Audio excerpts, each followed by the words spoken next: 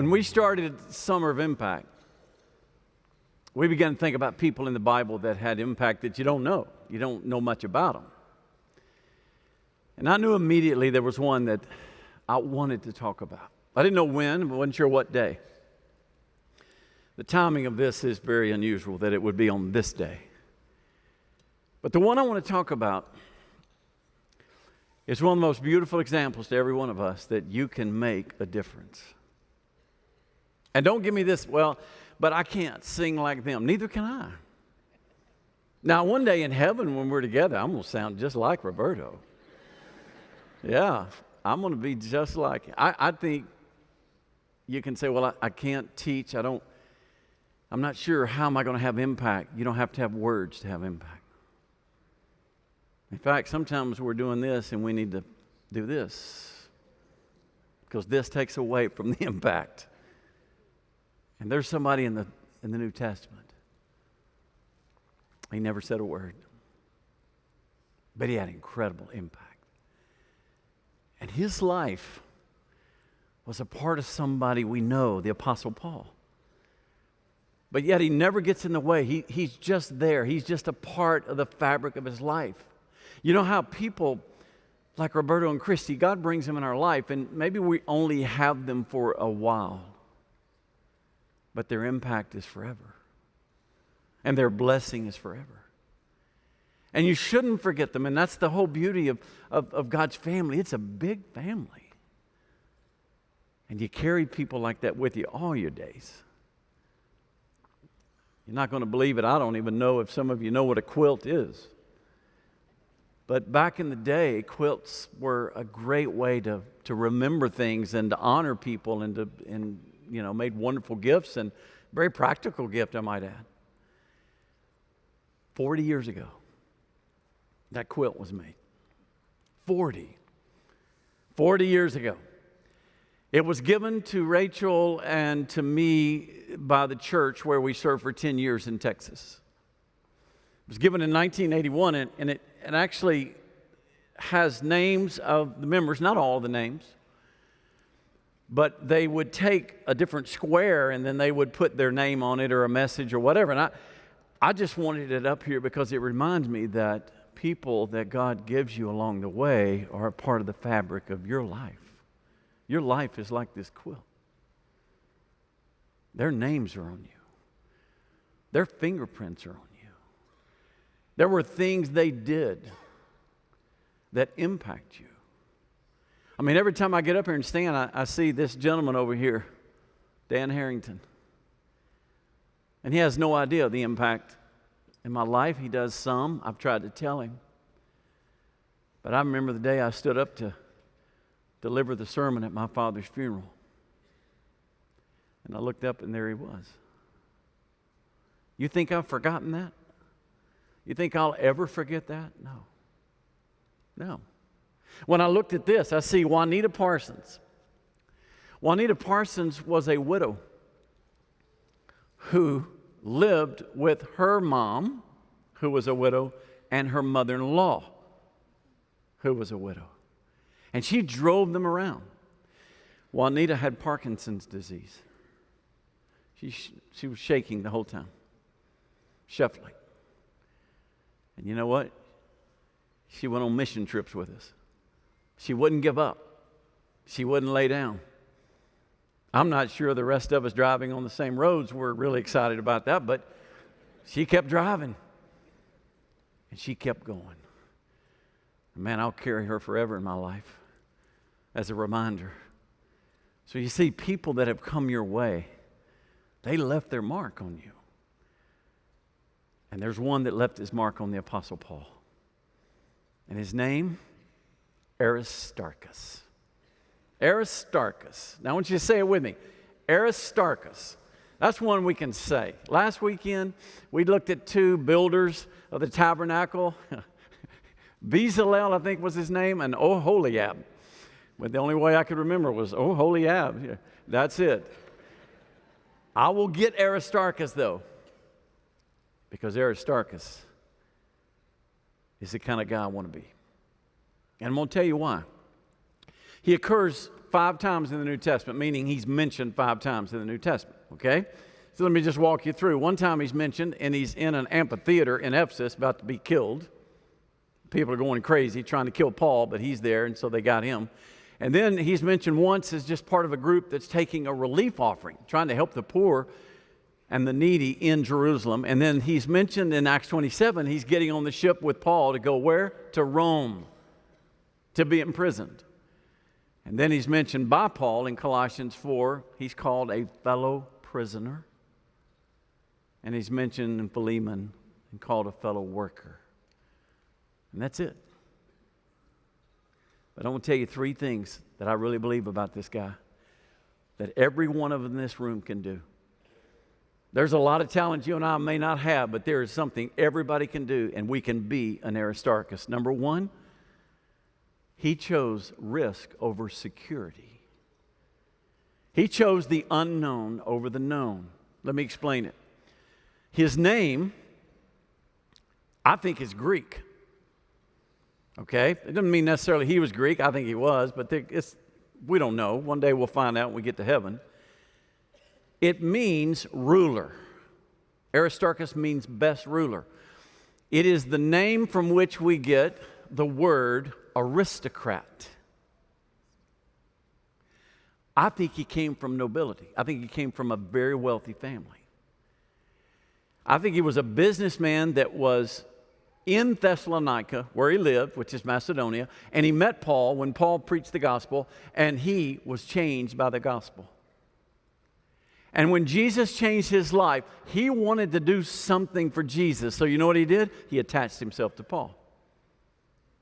He said, the best thing I can do, I can't preach the gospel like Paul, I can't write like Paul, but I can go with Paul, and I can be there for him to spread the gospel.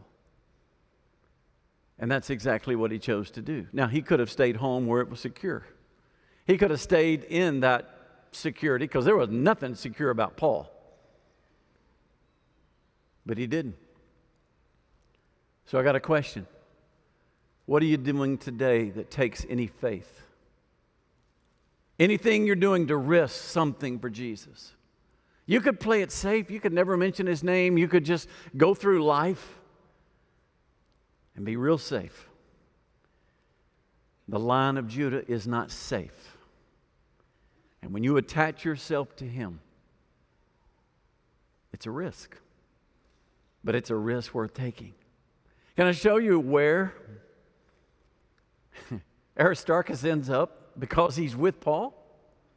Okay, it's in Acts. I mean, if you take your Bible, if you got a Bible, you can go there. Acts 19. This is the story of the gospel spreading. Acts is really a book about the acts of the Holy Spirit, the acts of the gospel spreading to the known world. And here they are in a town known as Ephesus, okay, which is modern-day Turkey. They are in Ephesus, and Paul is teaching, and the gospel is changing so many lives that there are people getting upset because they make idols to a goddess named Artemis. She's also known as Diana. In fact, one of the wonders, 7 wonders of the ancient world, was the temple they built to her in Ephesus. It was magnificent. All that's left is one column broken in a field. But it is one of the most amazing cities. And Paul was there, and all these people were coming to Christ, and there was a silversmith who got upset because all of his business was gone. And so he went to the city leader and said, this guy Paul has got to go. He's taking away business. He's bringing shame to Artemis, and he's got to go. So the city council began to get the crowd stirred up. And as the crowd got stirred up, they wanted Paul in the amphitheater where they could pronounce the sentence and they could execute judgment on him immediately. And so what happens is they go to the amphitheater and Paul escapes. But guess who didn't escape? Aristarchus. And I'll read this verse. This is chapter 19, verse 29. So the city was filled with confusion, And they rushed together into the theater, dragging with them Gaius and Aristarchus, Macedonians who were Paul's companions in travel. Now, in case you're thinking about a little performing arts theater, no, this thing is huge. One of my favorite sites on the planet. And I've gotten to stand there several times. Let me show you a picture of how big this theater was. It seats 25,000 people. 25,000. I've stood on that stage and imagine what it was like to be Aristarchus. I've been up in the seats and imagine what that crowd was like, because the scripture says that they rushed in there, they filled that place, 25,000 people, and they're yelling, "Great is Artemis, great is Artemis." And down on that stage is a man who's taking it for Paul. His name is Aristarchus. Now, he could have been at home doing business in Thessalonica, getting ready for the Olympics, getting his TV ready and everything. He could have been playing it safe, but no, he was risking everything because of the gospel that changed his life. He risked rather than played it safe. The second thing about him, he chose generosity over self. He chose generosity over self. You say, what do you mean? I believe because he was a businessman, he took what he had and he invested it in Paul. But not only that, watch this. There's a verse in the Corinthian letter, 2 Corinthians to be exact, chapter 8, where Paul commends the Macedonians. In fact, he makes a great statement about them, and I wanted you to look at just a portion of a verse. They gave themselves first to the Lord, and then by the will of God to us.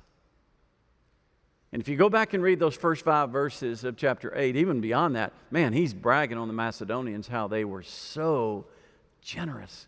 Most New Testament scholars believe he's talking about none other than Aristarchus. So did Aristarchus give himself to Paul? Yep. All the way. In other words, he not only was generous with his income, his resources, he just said, "Paul, I'm going with you." You know what has touched me so much about Roberto and Christy? Guys, they gave us great music and they gave us their talent, but they gave us themselves.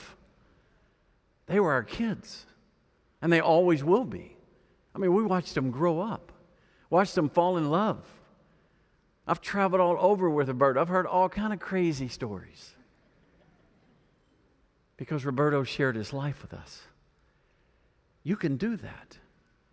Remember, it's not just money people want. You think, well, I don't have money to bless somebody. It's not the money that blesses them. It's your life that blesses them. And when you share your life with somebody, what a gift. And let me show you to the depth, to the point of what he did. He embraced and welcomed chains over comfort. He embraced chains. They got on a ship together, and he was a prisoner along with Paul. Now I'm going to read the text. This is chapter 27, toward the end of the book of Acts. This is when Paul is finally going to Rome, and he's going to be tried and end up losing his life there in Rome. This is verses 1 and 2. And when it was decided that we should sail for Italy, they delivered Paul and some other prisoners to a centurion of the Augustan cohort named Julius. And embarking in a ship of a really hard place to pronounce, which was about to sail the ports along the coast of Asia, we put out to sea, accompanied by, say it with me, Aristarchus, a Macedonian from Thessalonica. You know who was on that boat with Paul? Luke, who's writing this, and Aristarchus. So why was Aristarchus on the boat? I can understand Luke, he was a doctor. And so he needed to be with Paul because he was a doctor. Why Aristarchus? I personally believe the moment happened like this. When that centurion was taking roll, but who was on the ship, and he was getting the prisoners loaded, Aristarchus walks up, he looks at him and said, "Who are you?" He said, "I'm Aristarchus." "Why are you going on this ship?" And I just think Aristarchus looked at him and he said, because I'm chained to that man right there. Wherever he goes, I go. But sir, there are no charges against you. Doesn't matter. I'm a servant of that man. I think he was on that ship for one reason, because he wanted to be there for Paul.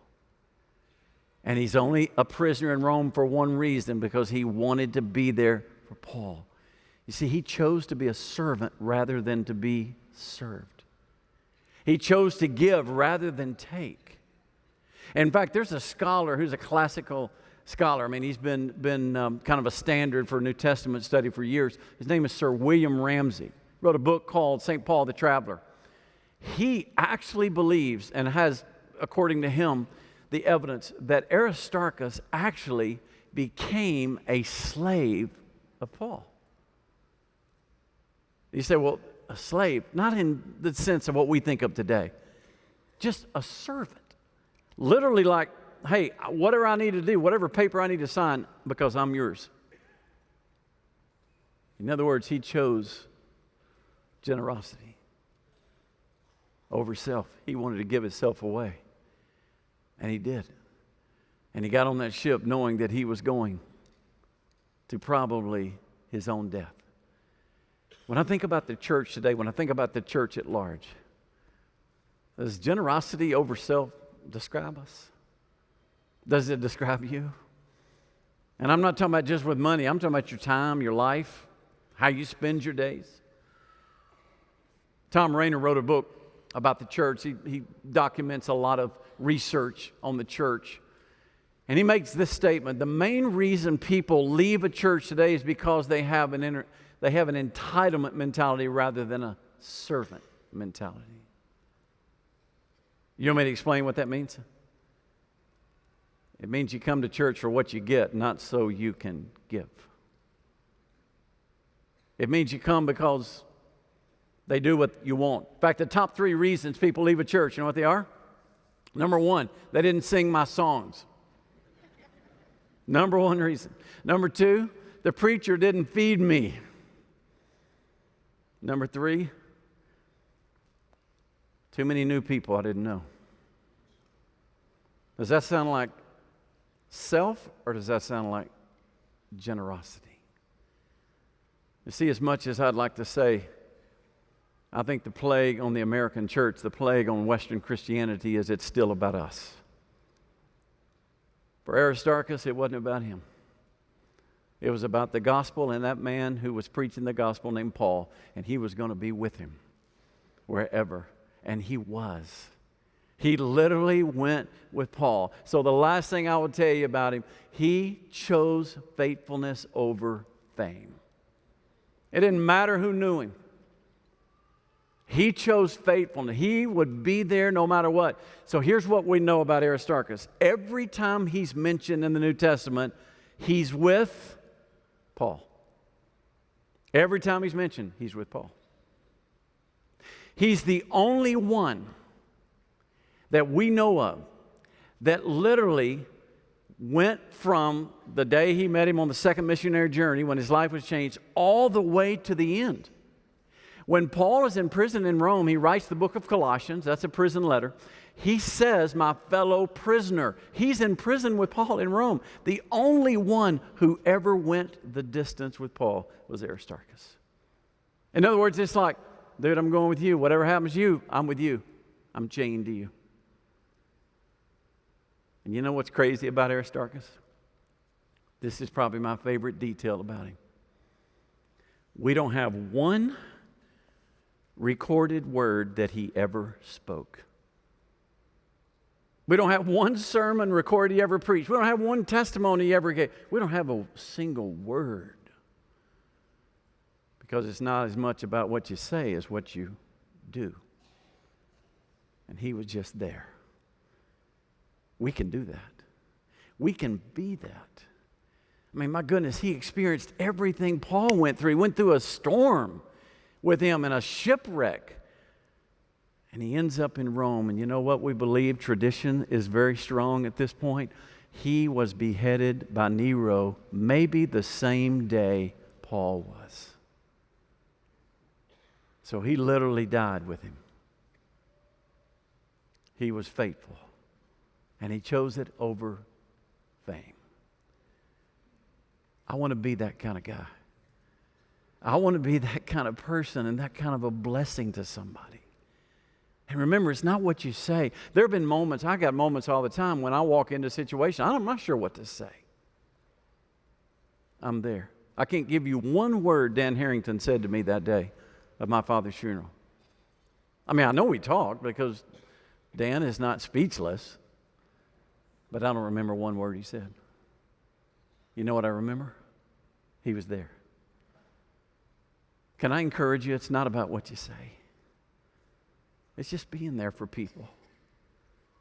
I've been called in, walked into hospital rooms, walked into a home where I had to share the news that somebody had passed, and I didn't know what to say.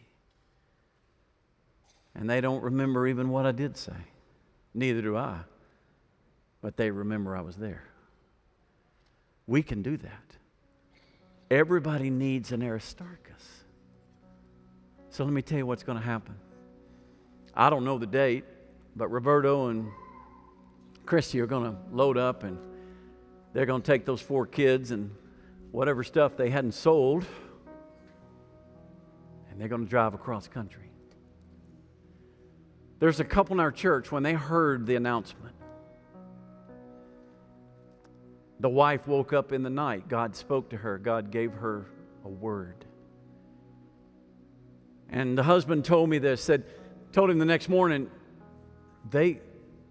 that's too long a journey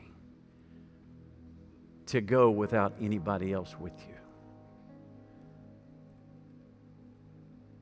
And so they've made a decision. They're going to just make the drive with them. They're just going to go. I said, what are y'all going to do? Whatever they need us to do. We're just going to go with them. And I just think about that statement. That's too long a journey to take without anybody with you. You know what? Life is too long a journey to go without somebody with you. You need an Aristarchus. You need to be an Aristarchus. Now, some of us have those in our life. And Rachel and I have been blessed with so many. And I'm looking this morning at a church that just is like Aristarchus. Who's your Aristarchus? Will you tell them thank you today? You just remember they were there for you? They might not have ever given you a penny. It wasn't about what they gave, it's about what they did. They were just there. Or maybe they did bless you. Maybe they had a way to bless you. Just give thanks for the Aristarchuses in your life. And then let me ask you this. So to whom are you an Aristarchus? Who is it you've made a decision? I'm gonna be there for you. I'm going to walk with you. I'm with you. I'm going with you. Who is it? Because let me tell you, that's what God called us to be. To Jews, generosity over self, risk over security, faithfulness over fame. Let's be an Aristarchus to somebody. So I want us to bow for just a moment. I want you to think about it. If you've got your phone with you, if you're able to do it, can you text somebody that's been an Aristarchus for you? Can you just text them and say, thank you? I'm sitting in church and the pastor talked about a man who blessed the Apostle Paul. You have blessed me. Thank you. Or maybe just sit and pray, God, who is it that I need to be an Aristarchus to? Take a moment, okay? Band's coming out. We're getting in place. Going to do something really cool in just a second. Take a moment. Thank your Aristarchus. And then ask God to give you somebody you can be that for. Let's take a moment.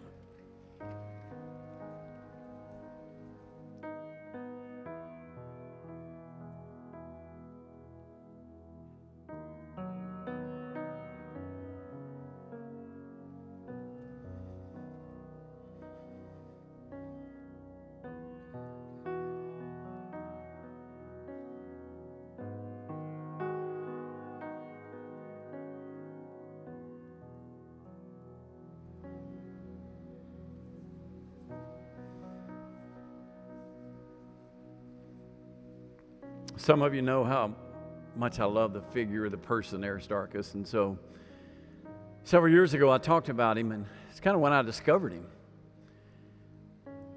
And I did that just kind of to say, hey, I'm chained with you, and we just kind of embraced it. I've been in airports, I've been in Walmarts, I've been in parking lots. Look up and see one of our members, and they just do this. That means the world to me, because I know exactly what it means. People around us looking at them like, Wakanda forever? What is it? Huh? Not exactly. This. And I just have one word. Roberto, Christy, always. You have been there for us. And if I could ever ask God, what is it we could do for you? I want to be a blessing, because you have been a blessing to us. And we want to be a blessing to the church there in Fremont.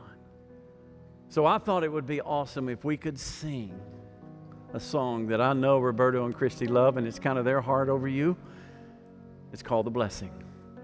And as they sing, we're going to join them, because it's our prayer too. So why don't you stand? Let's get on our feet and let's ask God, use us to bless somebody's life. And thank you, Roberto and Christy, for being a blessing to us. The Lord bless you and keep you. Make His face shine upon you, be gracious to you. The Lord turn His face toward you and give you peace.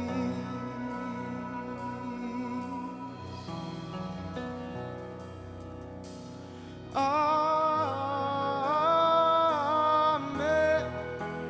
Amen. Amen. Amen.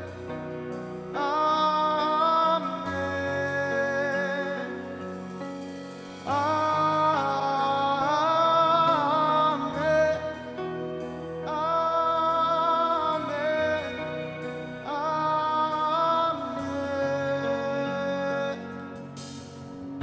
The Lord bless you and keep you. Make His face shine upon you and be gracious to you. The Lord turn His face toward you and give you peace. Yeah, that's why I say, Amen.